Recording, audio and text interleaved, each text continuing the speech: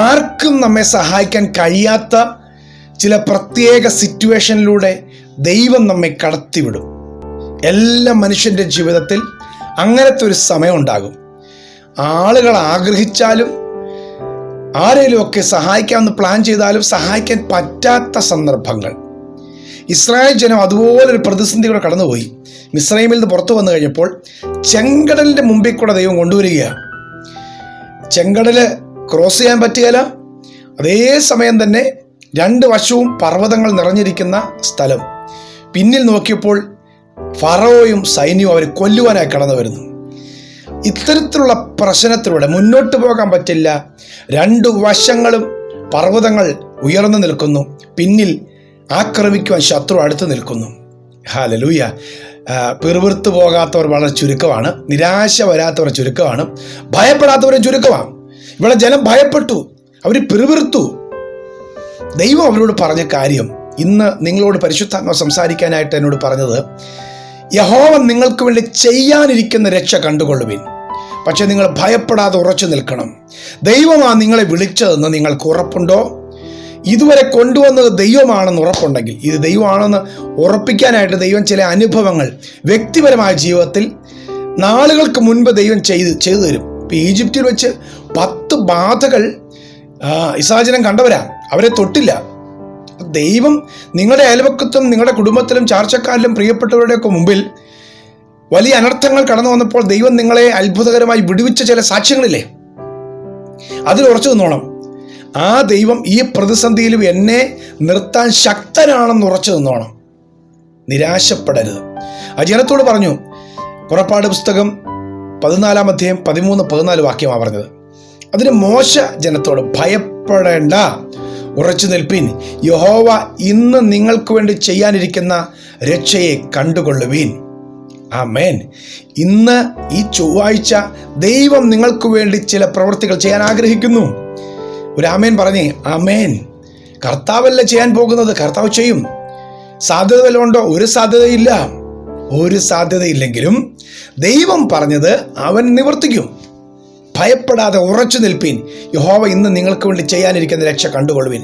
ഞാൻ ഈ ദൂത് പറയുമ്പോൾ തന്നെ പരിശുദ്ധാത്മാവ് എന്നോട് ഇങ്ങനെയാണ് പറയുന്നത്, ചിലപ്പോൾ നിങ്ങൾക്കെതിരെ നിൽക്കുന്ന ഫറവോമാർ നിങ്ങളെ മുന്നോട്ട് വിടാതിരിക്കുവാനും നിങ്ങളുടെ നന്മയിലും അനുഗ്രഹത്തിലും ഉയർച്ചയിലും അസൂയ പൂണ്ട ചില ഫറവോമാരുണ്ട്.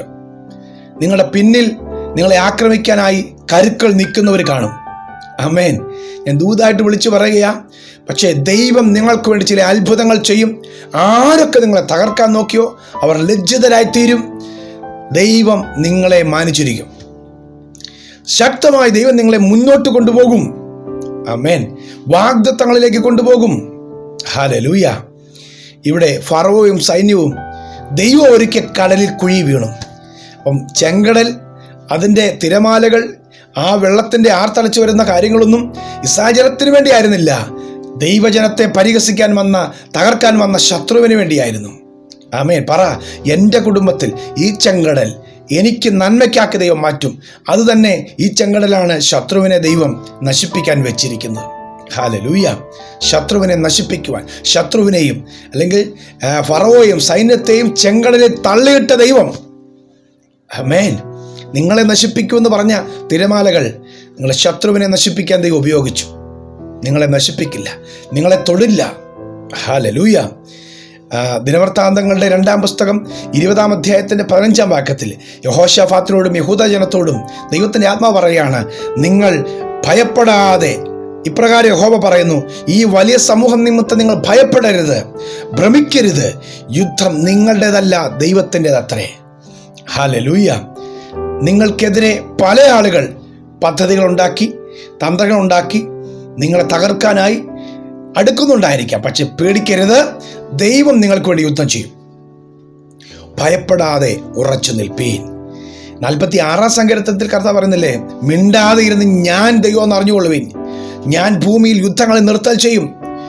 സൈന്യങ്ങളുടെ യഹോവ നമ്മുടെ കൂടെയുണ്ട്, യാക്കോബിന്റെ ദൈവം നമ്മുടെ ദുർഗമാകുന്നു. പേടിക്കണ്ട, ദൈവം നമ്മുടെ സങ്കേതവും ബലവുമാകുന്നു എന്ന് പറഞ്ഞേ.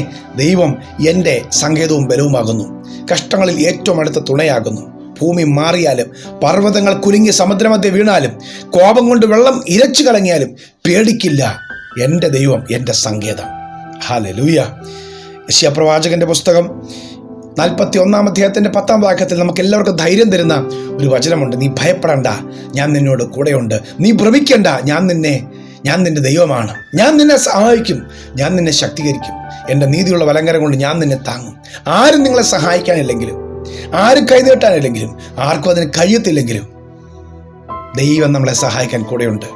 ദാവീദ് 27 സങ്കീർത്തനത്തിൽ ഇങ്ങനെ പറഞ്ഞു, യഹോവ എൻ്റെ വെളിച്ചവും എൻ്റെ രക്ഷയുമാണ്. ഞാൻ ആരെ ഭയപ്പെടും? ഞാൻ പേടിക്കുന്നില്ല.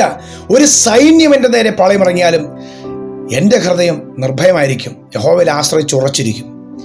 യഹോവ എൻ്റെ ജീവൻ്റെ ബലം, ഞാൻ ആരെ പേടിക്കരുത്. പരിശുദ്ധാത്മാ പറയുന്നു, നിങ്ങൾക്കെതിരെ കടന്നു വരുന്ന പ്രതിസന്ധികളെ കണ്ട് പേടിക്കരുത്.